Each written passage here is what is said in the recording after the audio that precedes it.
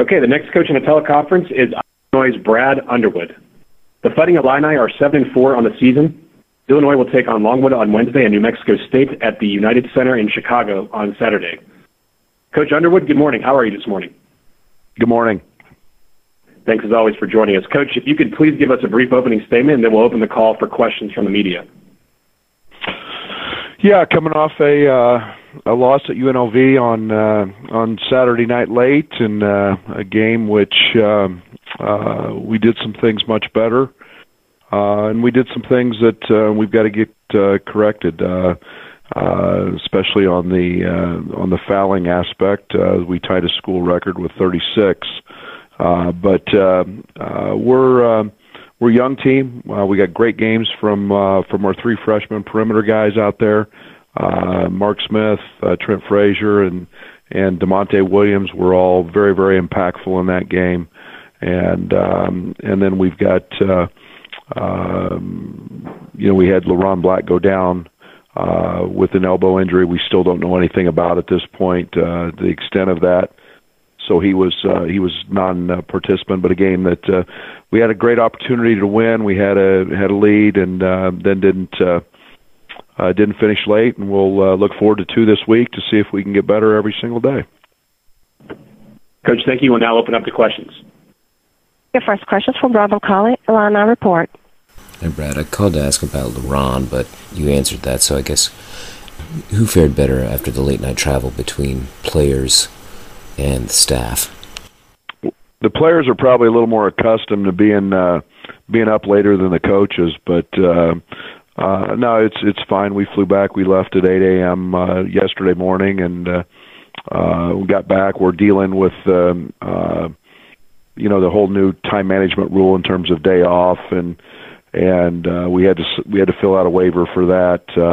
Obviously because of the late night start Central Time, and we wouldn't have got back till 5, 6 in the morning, and so that's been a little bit of an issue on our part. We can't practice till 26 hours after our landing time yesterday, so that's been an interesting process to go through. We'll have a very, very short practice today, as we have as I have a radio show tonight, and then get ready for Longwood and preparation. It's been a season of one day preps for us to this point, and in essence, because of the rule change, we'll have another one tomorrow. I guess I should ask, what's the timeline for Leron? When will you know more? We're at the mercy of our doctors, Rob, in terms of going through all the X-rays and the MRIs, and he is having both those procedures done, and then we'll wait to see what comes back from those. Your first question is from Adam Jardy, Columbus Dispatch. Hi, Brad. I'm just wondering, I know obviously the conference schedule is a little bit different this season. What has it been like for you to so early in your Illinois tenure to jump into conference play a month earlier than teams are used to? How have you seen that first initial go-round for you in the Big Ten? Well, I love playing the December games when we're playing them, and I would love them if I had a veteran team.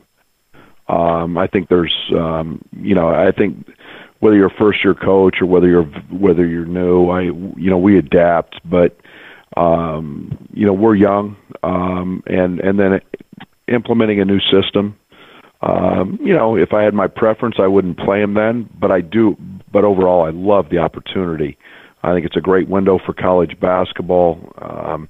We've got fans on campus. There's no different at our place anyway. It's been an incredible atmosphere. Even at Northwestern, we lost 2 overtime games, but you could tell the intensity level was ratcheted up. It was extremely high, and I think it was good for us, even though the outcome wasn't very positive.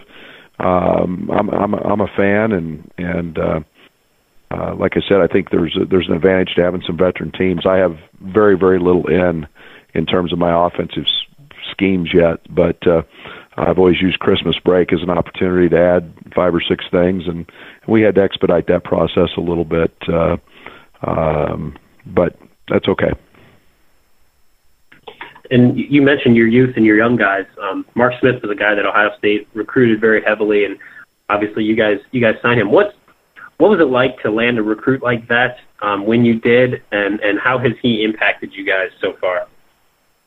Well, and Mark's been incredible, and Mark, I think, went through a little spurt where he was, he was a freshman, and he got off to a great start, and had a big game against DePaul, and was in double figures. He was, I think, he made first 19 free throws and was getting to the line. Those were in 2 or 3 games, and was getting to the line a lot, and then he kind of hit a little lull, but bounced back in a big way the other night against UNLV.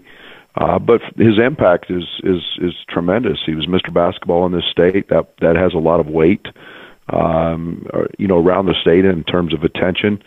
Yet, as I told him, no matter who it is, whether it was Wake Forest, Northwestern, Maryland, they don't care. He was Mr. Basketball, and but it was impactful, and it was he's a tremendous young man, and his character, and that's the stuff that I'm concerned about. Is he'll impact Illinois basketball for many years, and it will be impacted once his time is done here, no matter when that is, or however long he stays. But because he's a terrific young man.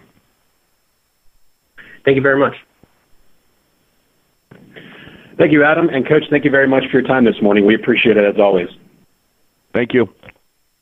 All right, thank you. The next coach in the teleconference is Northwestern's Chris Collins. The Wildcats are 5-4 on the season. Northwestern will play 3 games in the Chicago area this week when it hosts Chicago State tonight, Valparaiso on Thursday, and plays at DePaul on Saturday. Good morning, Coach Collins. Thanks for joining us. Hey, good morning, guys. Good to be on the call. Thank you again. Coach, could you get us started with a brief opening statement before we open up to questions? Sure. I mean, for us, we're coming off our exam week last week, so we had no games. We've had about a 9-day layoff since playing at Purdue last Sunday. Really looking forward to getting back on the floor. Our guys were able to wrap up their academics and then get on the practice floor and hopefully continue to improve and get better. I've felt good about our improvements in the past few weeks. Feel like we're getting better as a team, and obviously that's something you want to see as you move forward. Coach, thank you. We'll now take questions from the media. Your first question is from Adam Jolly, Columbus Dispatch. Hi, Chris. I know, obviously, the offseason, so much of the talk was about trying to get back to where you guys made it last year and build on the success that you had. As you've gotten into this season,